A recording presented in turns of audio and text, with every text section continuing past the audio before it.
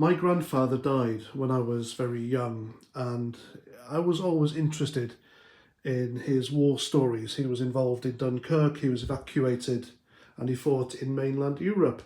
And I remember one of the conversations I had with him, talking about Hitler and the Nazis and wanting to understand more of World War II history and conflict as I was back then. He said to me, if you ever met a real Nazi, it would scare the hell out of you. And I always remember that.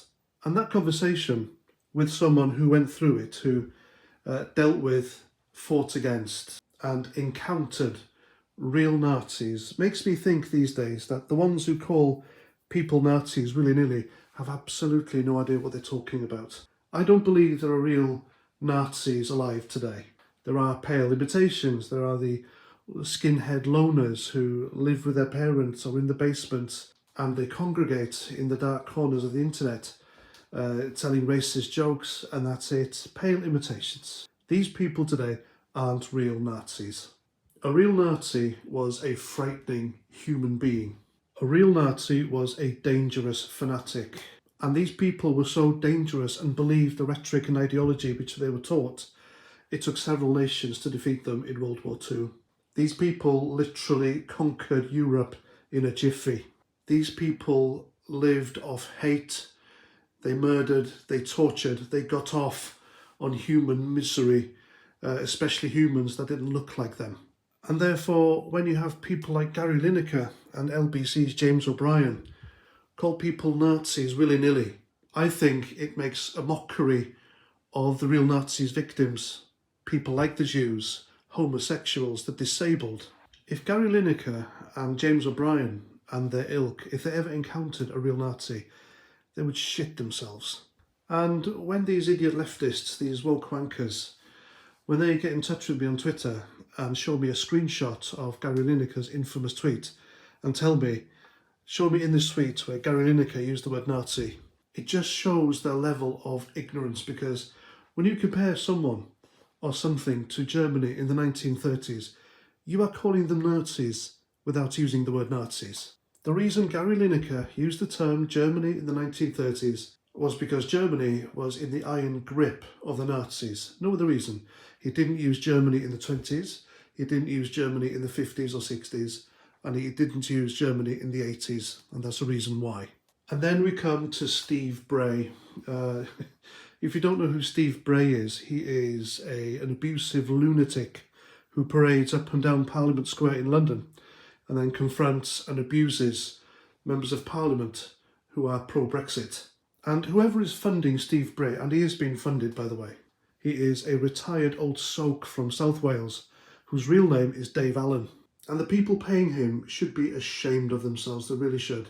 And it wouldn't surprise me if the same people funding Steve Bray are the same ones who are funding Femi, and they're funding them both to cry about Brexit. And so Steve Bray, aka Dave Allen, he retweeted this, and it's a Photoshop of Home Secretary Suella Braverman against the backdrop of the gates to Auschwitz concentration camp.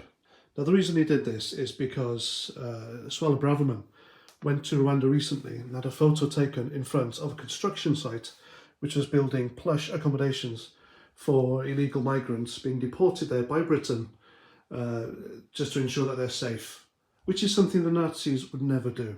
You see, if you went to Nazi Germany in the 30s illegally, they wouldn't give you generous benefits, they wouldn't put you in social housing, and they wouldn't make sure that you got to the top of their health service. They would have put illegal migrants who got into their country illegally into real concentration camps, and then they would never be seen again. So for Steve Bray to retweet this and tag the Tories in it, and it's just insanity. This is the kind of behaviour that people like Gary Lineker and James O'Brien have emboldened, because Gary Lineker has quite literally gotten away with what he said because the BBC was spineless. There is no comparison whatsoever between the Tory party and the Nazis in 1930s Germany. Illegal migrants come to Britain and they get just that. Benefits, social housing, put in 5-star hotels, prepaid credit cards given to them by a company called Serco, who have been outsourced by the government to look after these people.